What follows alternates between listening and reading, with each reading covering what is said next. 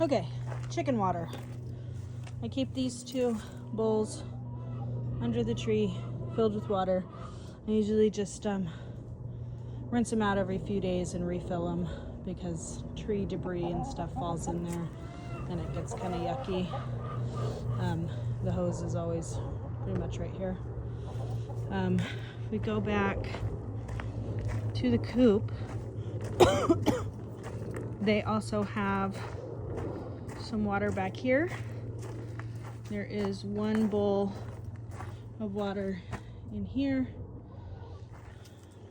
1 sitting outside here, and then 1 just inside this littler coop.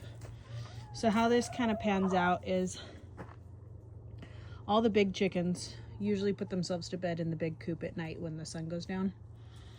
Sometimes the big black one will put herself to bed in this one with the tiny babies. If she does, who cares? I just close them up. At night, every night, we come out once the sun goes down and they've put themselves to bed, and we just close these doors and latch them. Keeps raccoons out, right? So we've just got 1 main latch on each of them.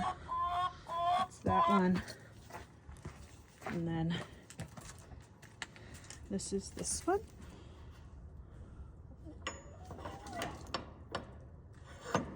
Like that. It just keeps the raccoons out. And then in the morning, first thing I do when I get up every morning is I come out and I open the gates like this, and then they all come running out. Be careful. The ground here is uneven. I have tripped more than once, so just be careful out here on this. They kind of go wherever they want. There is always an egg inside of here, right inside the front. It's pretty much will be right there. Just opens and then pretty much closes back up again. And then the other eggs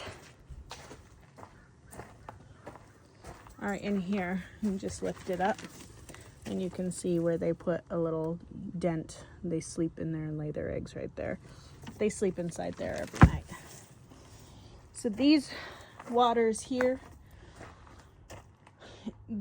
especially this big one, they mess it up just about every day. So I usually have to pour it out and give them new water every day. It's not a big deal if you don't, because you're letting them out in the morning and there's other water around here.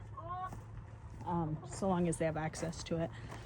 Their food is here. I just kind of put it underneath the chairs because if there's rain or anything, the food gets wet and then it will mold. So it's just under there. There's 2 kinds of food. I fill 1 container with one and I fill the other container with the other, but it doesn't, they get what they need. That kind of self-regulate and feed themselves, as you can see. But if they need to be topped off,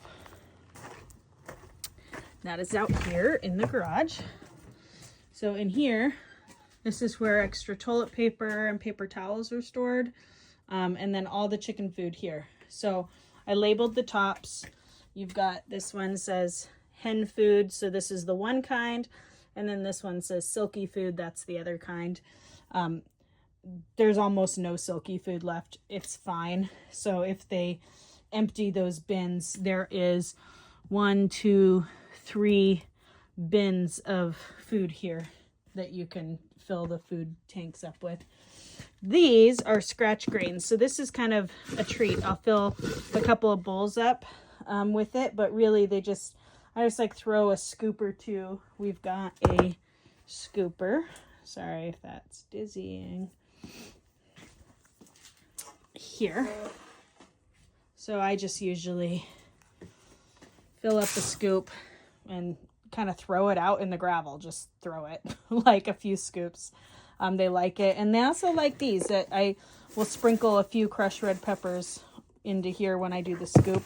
Helps keep them from getting worms and stuff. So that's why it's here. But really you shouldn't have to do much with these guys except just collect the eggs,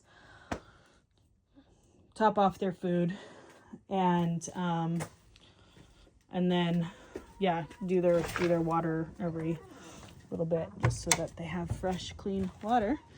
And that's it. So there's some bowls I was washing. They're over there, but I'll put them out here by the food with some scratch grains, those grains in it. But you can kind of see it. I sprinkle it. I just throw it out here into the gravel. It's on there. That's what all that stuff is, because they just scratch and dig and try to eat it from wherever. And they just kind of spend their days here wandering around the yard, perching on things. You can see them back there, just kind of wandering around and whatnot. Bella comes out, the dog door's open, so Bella comes out here and just, you know, does her thing. She doesn't bother the chickens. She's actually scared of them, so it's not too big of a deal. And Sparky comes out the dog door.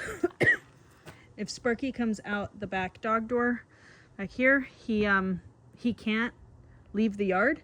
There's no really place for him to get out of the backyard, so he gets stuck back here. So he doesn't really like to come out here as much because he can't go wander in the front yard. So while you're here, he can just go in and out as you see fit, because we'll let Boo take over the catio. The catio is back here. So I will be changing that litter box tonight so that it's totally empty. So there's a litter box out here. You're welcome to put a litter box in the room as well, but just so that we've got an extra, so that, you know, he has a litter box with fresh litter. And I'll have all the litter and stuff in the house for you. But it's got the door opening there inside the bedroom that he can come in and out of the cat flap. You can teach him how. And then he can just hang out here if he wants to. It's locked always, so, you know, I just keep it locked right here. Nothing ever comes in. And this gate to the front yard over here is locked with a bolt. All gates stay locked all the time. We have keys for them. But this one's blocked off, you can see, so cats and chickens can't go in or out from here. But they come over here and they wander around. He might enjoy watching them, I suppose. That's it. That's it for the chickens.